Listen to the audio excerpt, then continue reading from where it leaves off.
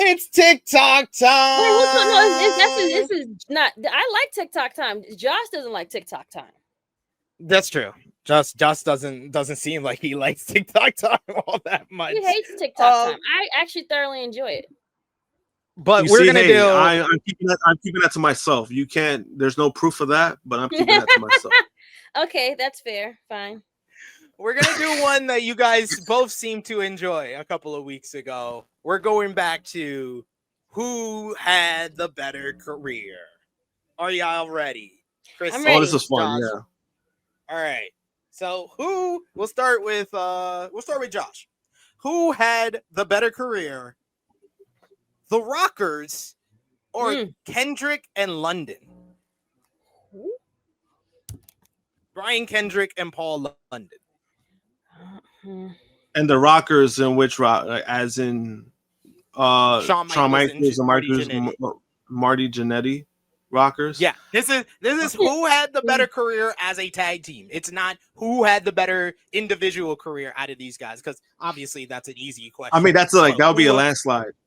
Yeah. Who had the better career as a tag team? The Rockers or Kendrick and London?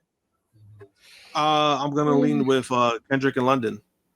There was more hardware they could show. They were a great tag team. As far as the Rockers, I mean, they were a good team, but there was a lot of shit that kind of held them back. A lot of bad behavior, a lot of bad shit they were doing that really kind of dampened a lot of things, opportunities. But I mean, it worked out for one guy, not the other. Very true. What do you say, Krssi? Who are you going with? Rockers or London and Kendrick? I'm actually right now Googling the other two.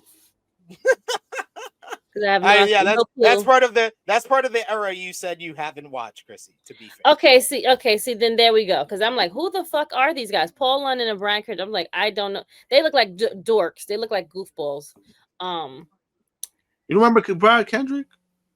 I'm gonna go with the Rockers. I'm gonna go the Rockers. The Rockers are like the most legendary, influential high flying tag team like this side of the Rock and Roll Express. Like, I feel like the Rockers. I'll give them the love. I do agree with Josh. He does make a good point that London and Kendrick were able to reach the heights that the Rockers were never able to achieve, but the Rockers were more influential. So I'll take. Yeah, I can see that. I can see that. Like, there's no argument for me. What you said, Krssi? The Rockers won titles before, correct? No. They won the titles, but the decision was reversed. Damn. Yeah, so that's part of the. I was like, yeah, there's a lot of things that happened that kind of dampened like that tag team. Yeah. Okay, that's fair then. Yeah. All right, Krssi Love, you're up. We're gonna give you your ones.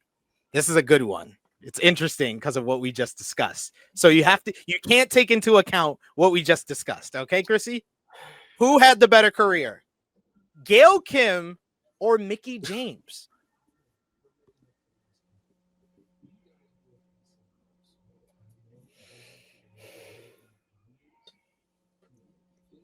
And of course, you in the chat can also answer and just tell us why, though. You can't just answer. You got to tell us why. I think James, because one, she's still doing a lot of stuff for women still. And she bypassed Gail wrestling, I feel like. I think she have like the longer career as well. I think James has the better career out of the two. Not saying anything about Gail Kim, but I think James, from where she started to where she is now, yeah. I'm gonna say Gail Kim only because of her importance to the TNA Knockouts division. I don't think that Mickie, despite her contributions and me believing that she's like a top 25 women's wrestler of all time and probably one of my favorites of all time, I don't think she ever had the impact on any women's division that Gail Kim did to the Knockouts division. So I'll take Gail. And the fact that she was influential in the careers of a lot of the knockouts from this last 10-year run for TNA. Okay. So I'll take Gail over Mickie here. Josh. That's fine. I'm gonna lean a little bit with Mickie, just because I think Mickie, not only she was successful in TNA, She did have some good moments in WWE, and she was able to accomplish more in WWE than Gail Kim did. So in the career aspect, I would say Mickie.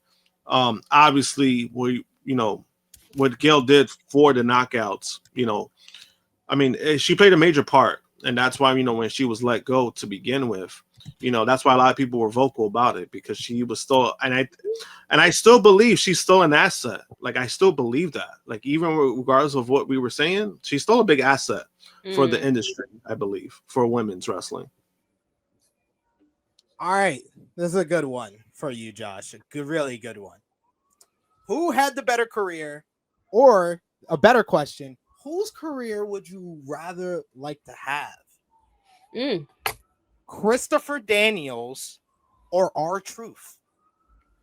Two longtime stalwarts, two guys that never really were like number one guys, top guys in their industry, but were always reliable, consistent performers, but in totally different ways. That's why I thought this would be a perfect one to ask about.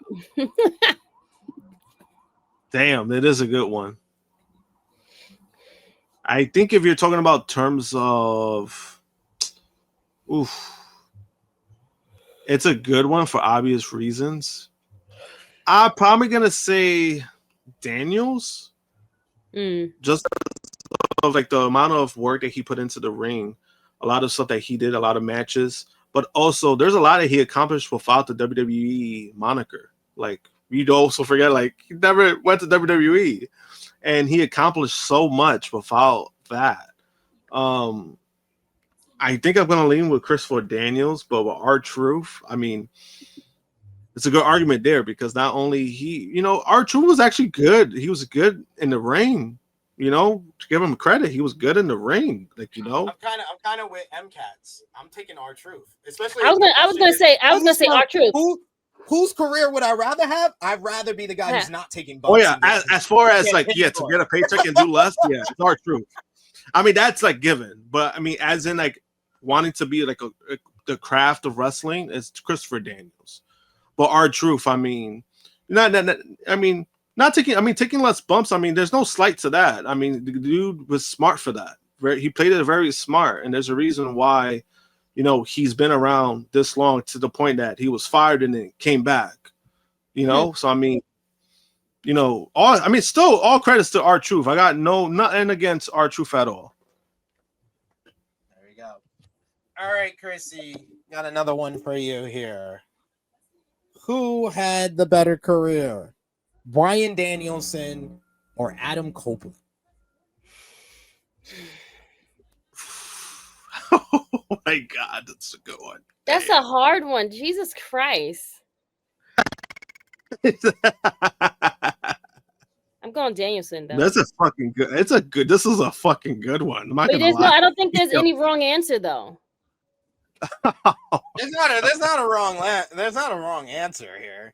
There's not. But it's like, whoa, this is. I'm Danielson. I'm going Danielson. Why?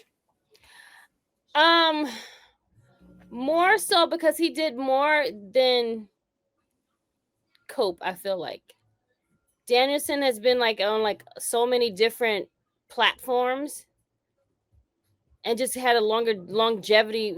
And that's not for like Cope being like injured, and they both had their injuries, you know what I'm saying? But I feel like Danielson had more longevity in the spans of companies that he's worked with. Yeah, I wrote this one down. I was like, yeah, this is a good one. This is a good one. At least I'm not picking. That's a good one. Who you taking? Who you taking, Josh? This one is fucking tough. I'm going to give the slight edge to probably Adam Copeland, just because of what he did in WWE. This was a guy who, we never expected to be anything when it comes to WWE. He was a very likable character. He was pretty over with the fans. But as far as superstardom, nobody really expected that from him. And then for him to craft that into his career, and then to even come back. Both of them in their own ways, they did come back from like really bad injuries. but I might go with Edge just because of what he was able to accomplish within WWE. That seems fair. That is fair. But yes, we got a couple of different answers. This is the one that split the chat the most. I've seen some answers for Cope. I've seen some answers for Danielson. If you're watching this far into the video on demand, let us know in the comments who had the better career, Adam Copeland or Bryan Danielson. And that seems like what did you pick? I'm picking Bryan. I love Cope. I've always been a fan of Cope. When he was Edge, I was a big Edge head and an Edgy Christian fan. But Bryan Danielson is my favorite wrestler of all time. He's the GOAT. Yeah, you can't go against that, man. I mean, you know. Yeah. That's, if it was Christian versus Bryan Danielson, now you're really making me choose between my head and my heart.